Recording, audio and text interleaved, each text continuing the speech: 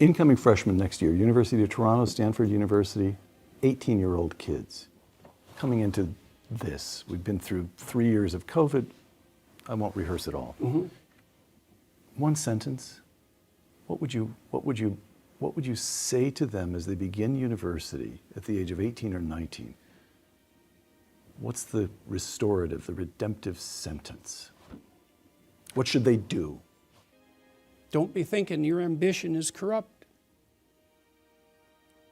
You know, because that's part of the message now. Human beings, we're a cancer on the planet. We're headed for an environmental apocalypse. The entire historical structure is nothing but atrocity, etc., etc. Anyone with any ethical aim whatsoever is just going to pull back. You don't want to manifest any ambition, support the patriarchal structure, exploit the environment. You've got to crush yourself down. You shouldn't even have any children. It's like, no.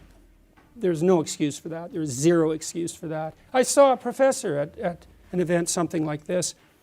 He came out and trumpeted this bloody, environmentally friendly house he'd built. And, you know, fair enough, man. It was a pretty interesting house. But not everybody had the $4 million that it took him to build it. And I'm not criticizing his money even. It's like, he's had some money. Good for him. He built a house. Okay.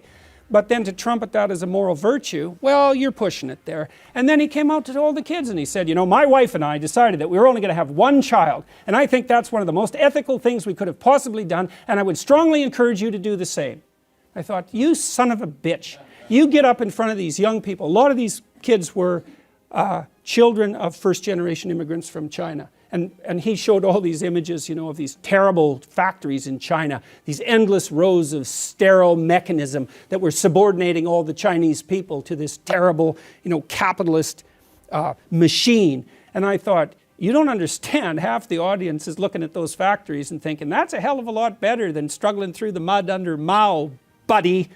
And so I don't know where he thought he was, but to come out in front of all those kids and basically tell them that the whole human enterprise is so goddamn corrupt that the best thing they could possibly do is limit their multiplication, and to think of himself as a scholar and an educator, it was just, I did say something, by the way. It was rather uncomfortable, and he stomped off the stage. But that's no message for young people. There's no excuse for that. And you think, well, you know, we're going to destroy the planet. We have to do this. We have to demoralize the youth to be ethical. It's like, yeah, really, that's your theory? You're going to demoralize young people to be ethical? That's your theory? It's like, you should go home and think about that for like a year. And I'm passionate about this, you know, because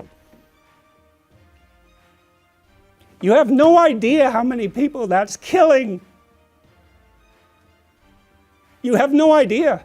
I see people everywhere, all over the world. They're so demoralized, especially young people, especially young people with a conscience, because they've been told since they were little that there's nothing to them but corruption and power.